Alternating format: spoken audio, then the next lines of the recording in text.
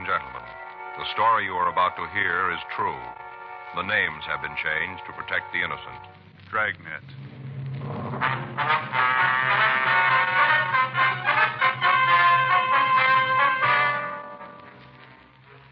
You're a detective sergeant. You're assigned to homicide detail. A killer's loose in your city. You don't know who he is or where to find him. You don't know who his victim will be. Your job, stop him.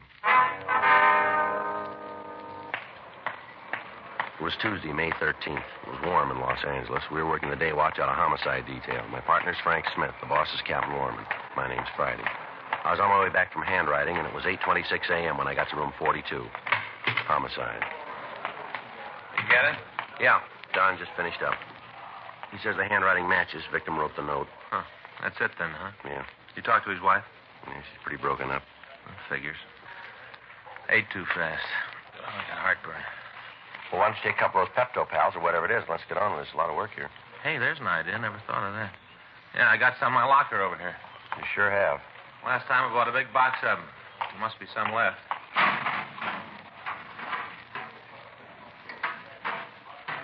Yeah. Find them? Yeah.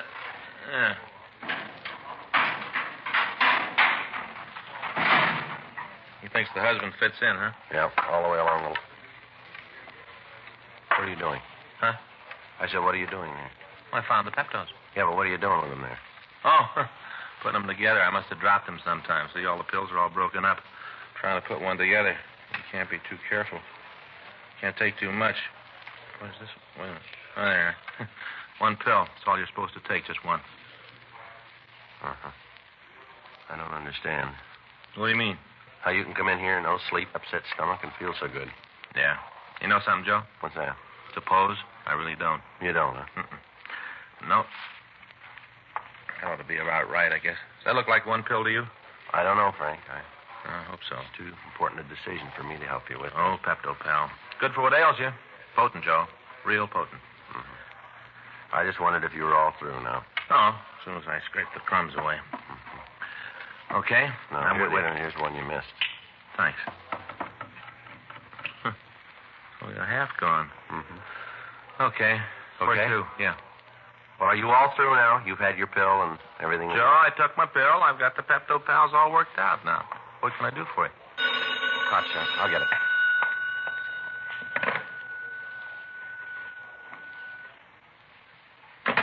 For us? Yeah, shooting at the corner of Broadway and San Julian. Who's the victim? Traffic officer.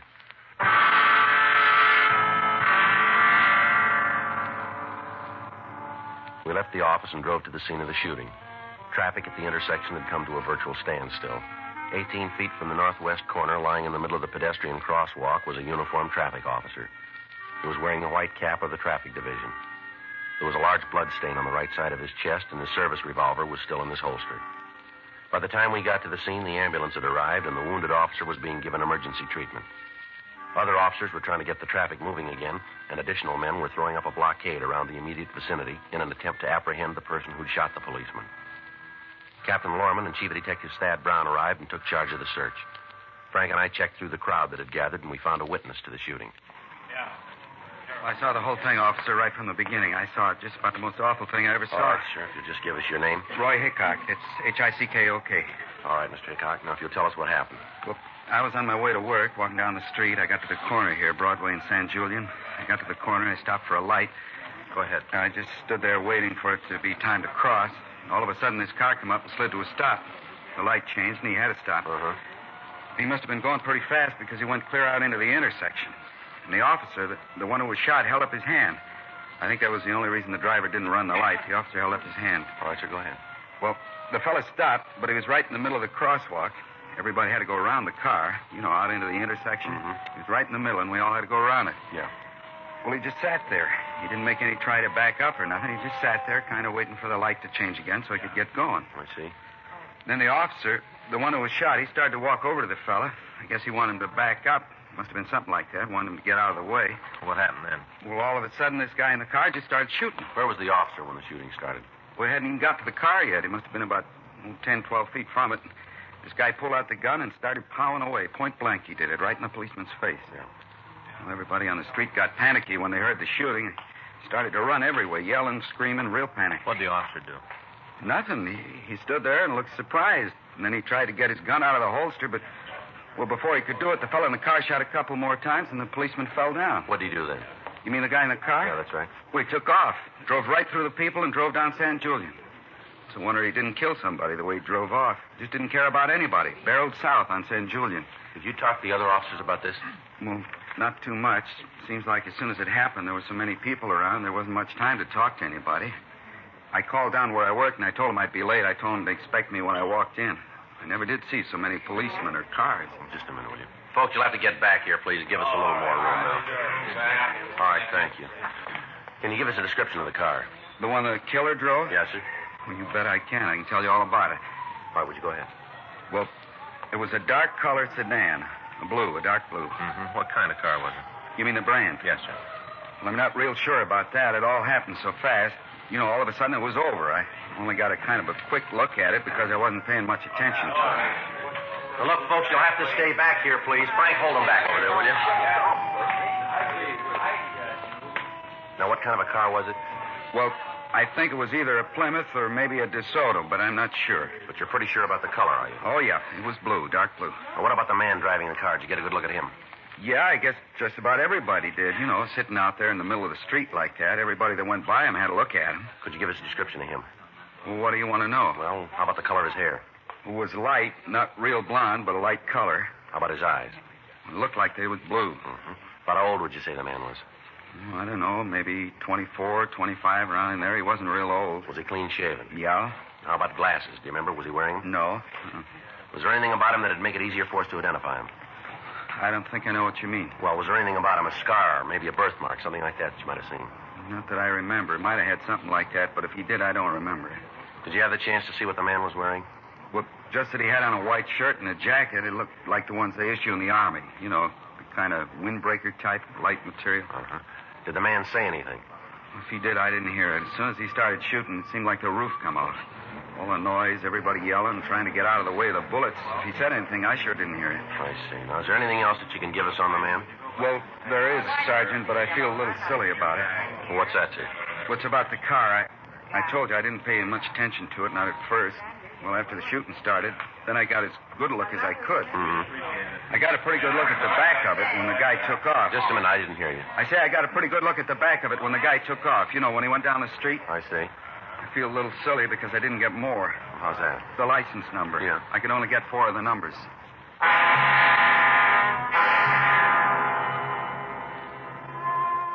The witness was able to give us the numbers, 1 Sugar 139.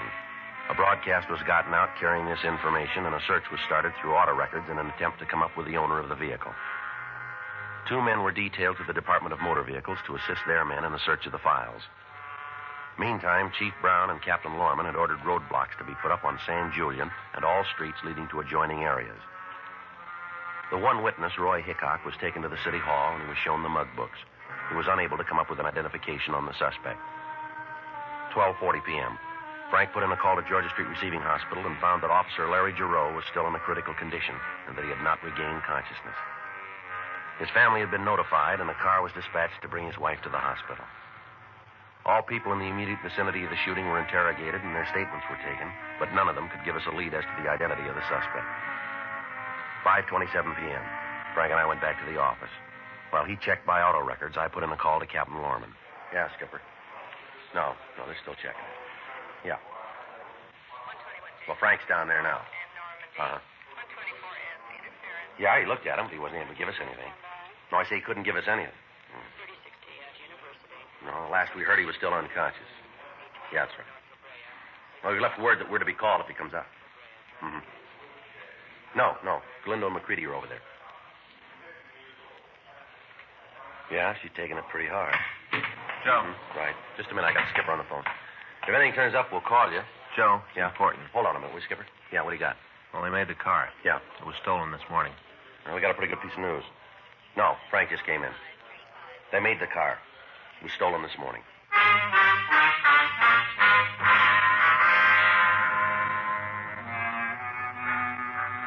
We got in touch with the owner of the car, and we talked to him. He told us that he'd noticed that the car was gone from the place where he'd left it the night before, and that he'd filed a report on it immediately. We got a full description of the vehicle, and a supplementary broadcast was gotten out. 8:14 p.m. We got a call from Georgia Street Hospital telling us that Officer Giroux had regained consciousness and he could be questioned. Frank and I left the office and drove over to see him.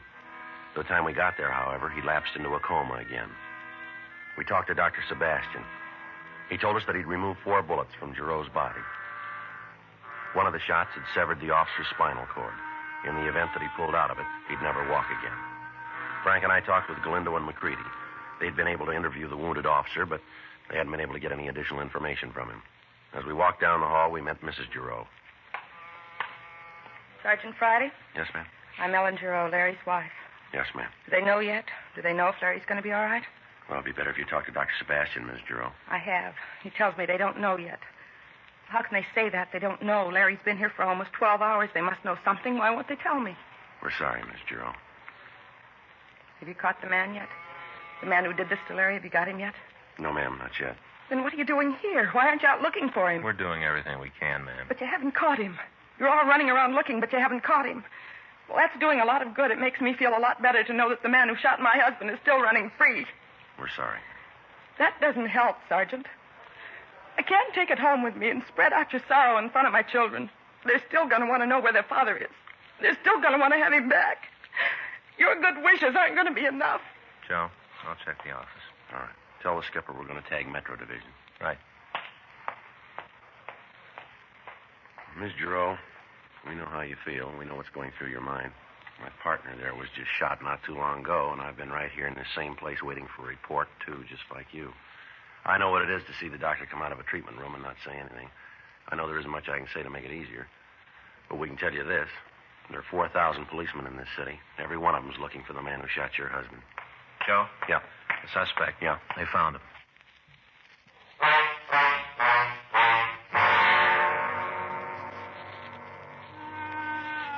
The tip had come in from a man who had phoned the complaint board and said that he knew where the suspect was hiding. The man wouldn't give his name. Immediately, 2 cars were dispatched to the address. It was a cheap rooming house on East 4th Street. The manager of the place said that there was a tenant who matched the description of the suspect in a room on the 5th floor. He'd given the name James Krell. When the investigating officers had approached the room, they were met with gunfire. They returned the fire. The building was evacuated, and the streets in front of the building were roped off. Several more cars arrived from Metro Division, and the building was completely surrounded. Frank and I stopped by the office and picked up tear gas equipment.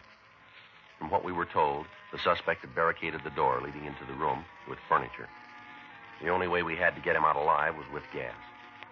Frank and I talked with Captain Lorman and with Chief Brown. It was decided to use a Flight Right shell and blast through the door. Frank took the gun and we went up to the 5th floor. The halls were empty. You all set? Let's give him another chance. Right. All right, Krell. We'll give you one more chance to come out of there. Come on, Krell. Open the door and throw the gun out. He's not coming out. All right, that's the last time around, Krell.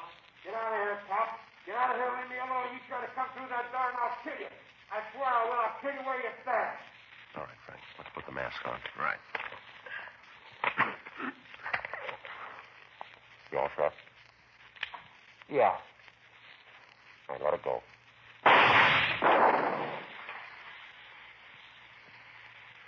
Should be coming out. Yeah. He's moving that furniture. I'll cover this side. All right, watch it. I'm coming out. I give up. I quit. All right, throw that gun out here. Throw the gun out first, and then you follow it. Okay. I'm doing what you say. Here's the gun. I quit. Here's the gun.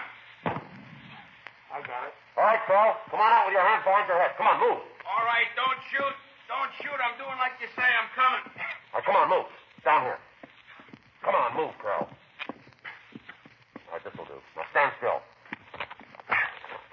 Hands up against the wall. Come on, Krell. Do what he says. I can't breathe. I'll do whatever you say, but I can't breathe. I can't breathe. That gas. You better get used to it, Krell. What? If that cop dies, they won't let you walk out of the room.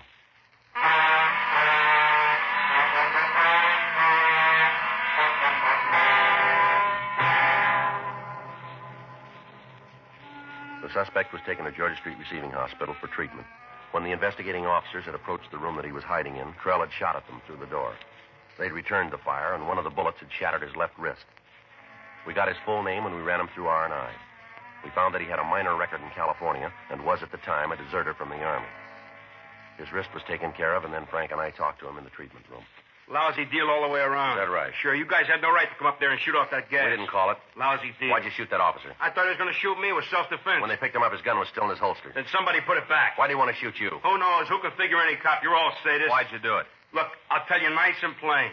I drove up to the signal. I stopped. This wise cop come over and started rousing me about being in the intersection. I told him to shut up. I don't have to take that kind of talk from nobody. He pulled a gun. It was self-defense. We got a couple of people saw the whole thing. They tell a little different. They're either psycho or else you're paying them off. How long you been AWOL? Who says I am? The Army? I could square that beef with him. What about that car you were driving this morning? What about Where'd it? you get it? Belongs to a friend of mine. I borrowed it. Owner reported it stolen. He must have forgotten. He told me to take it. What's the friend's name? I forget. They'd pay you to remember. I have a very bad memory. Why'd you shoot the officer? Because he was going to shoot me. He just walked up and said he was going to shoot you. Is that it? Yeah, guy's a sadist. All you cops are. Put that uniform on, you all think you can boss anybody around. Well, you made a mistake with this one. Isn't anybody bosses me around. How long you been in town? Why? Answer the question. Couple of weeks. You've been AWOL for over 6 months now. Where you been? Around. Where? I like to travel. Manager of that rooming house says you just checked in this morning. Is that right? You talked to her. I didn't. All right, where you been staying? There goes the memory again. Look, you're in trouble, Krell. Talk like that won't do you any good. One of those things. I wish I could help you fellas, but there's nothing I can Where'd do. you get the car? From a friend. What's his name? I don't remember. But he said you could take it. Yeah? Then why'd he report it stolen? Ask him. We did. He says he doesn't know you. Where'd you get the gun? Picked it up. Where? Bought it. Don't know the name of the store. It's being checked now. You might as well save time and tell us. You're getting paid. What'd the officer say before you shot him? Didn't say anything. Just pulled his gun. I was faster. Self-defense. Now, you might think this is a game, Krell. You maybe think you're a big man sitting here, but I want to set you straight. You're in trouble. More trouble than you've ever been in before. We've got at least 20 people who saw you deliberately gun that cop. They're willing to swear to it in court. You know what I think it was? Now, you go ahead and tell us. There was this kind of purple flash, and all of a sudden this cop was laying there. Maybe it wasn't self-defense. Maybe it was temporary insanity. Hey, how's that sound? Temporary insanity. He die? No, not yet. Cops and cats, you can't kill them. You made a pretty good try. All right, mister, on your feet. What for? Come on, let's go. We're going to jail? Get up, Krell. Come Maybe on you're going to take me to the gas chamber right now, huh? Do without a trial or nothing. Just lock me up and drop the eggs. You're awful close to it, mister. You got to get me there first. You stand in front of it right now. I tell you what, I'll give you 10 to 1 I don't make it. Come on. Well, I bet you guys would just love to have me make a break, huh? Now, you listen, Krell. With that arm, we can't put handcuffs on you, but you're still in custody. Don't try anything. Well, how about it? You'd like that, wouldn't you? Get your pictures in all the papers. Heroic cops killed criminal. All right, in here.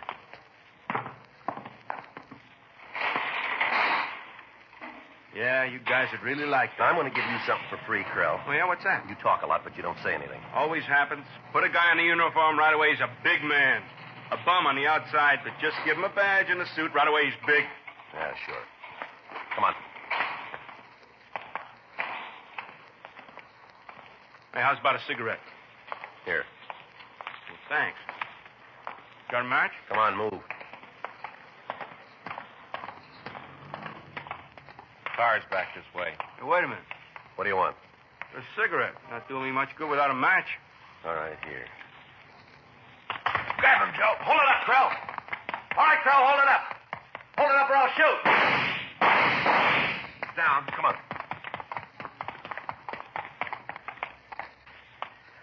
How about it, Joe? Oh, I guess he was right. Huh? That bet about the gas chamber, Yeah? he won't make it.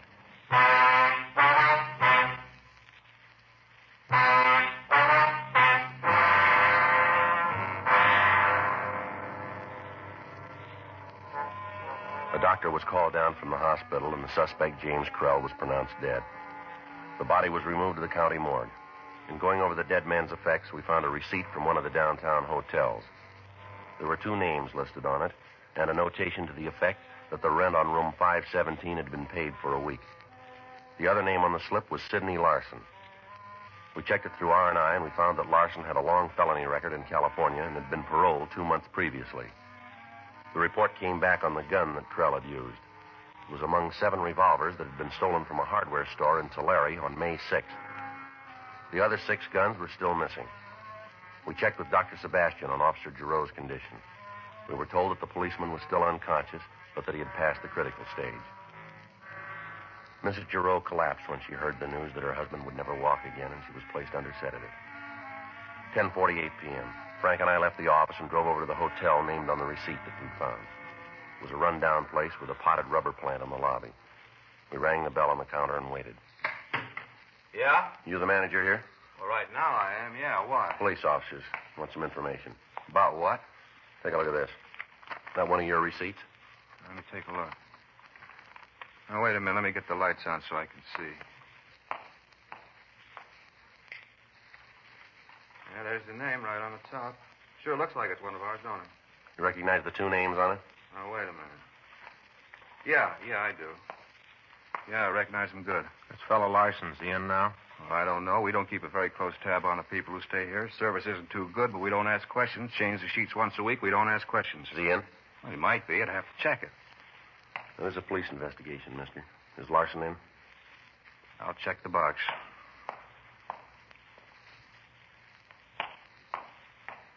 Well, key's gone. Must be upstairs. He alone? Can't say. Might be. I didn't hear nobody go up, but then I don't listen too good. Show us the room. You mean I gotta go up with you? Come on, mister. Let's go. Look, we got a nice, quiet hotel. We don't cause no trouble. There's no reason for you cops to come snooping around. You got the pass key. Yeah.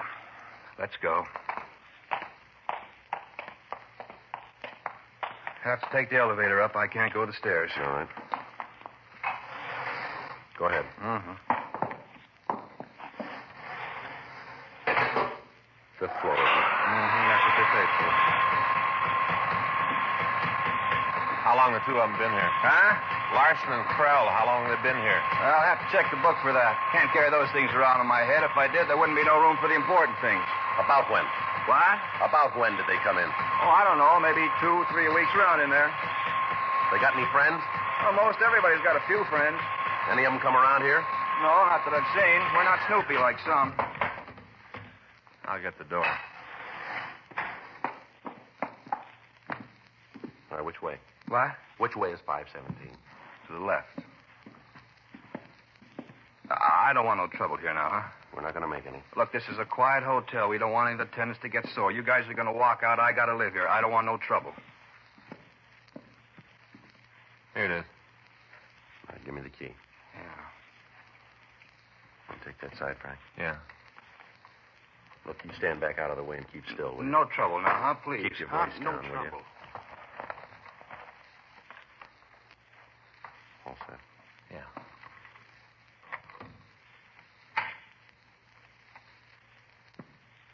Looks like he's asleep. All right, you take the right side. He's got a gun. Get out of here, cop. All right, come on. Out of here. Watch it, Frank. Yeah.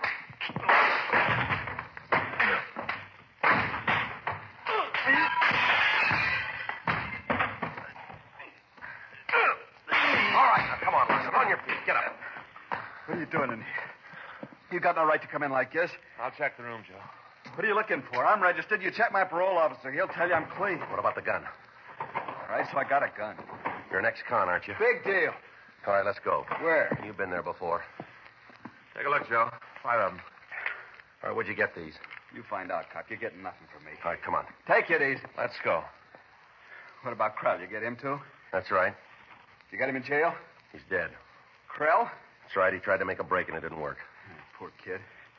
Didn't know what it was all about. Wanted to be a tough guy. Yeah, and you were going to show him how, weren't you? Nice kid. He wanted to be a big man. We had it all planned. We're gonna hit the big time. Got the guns. He went out to get a car this morning. That's probably why he killed the cop. Krell got scared. He didn't know he wanted to be big. He wanted people to talk about him. Don't worry about it, mister. Huh? They will.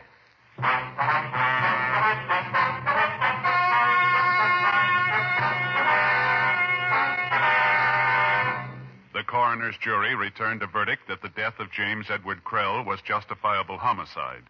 Sidney Carter Larson was filed on for ex-convict with a gun, and upon completion of sentence on that count was released to the authorities of Tulare, California, for prosecution on a charge of burglary. You have just heard Dragnet, the authentic story of your police force in action, and starring Jack Webb, a presentation of the United States Armed Forces Radio Service.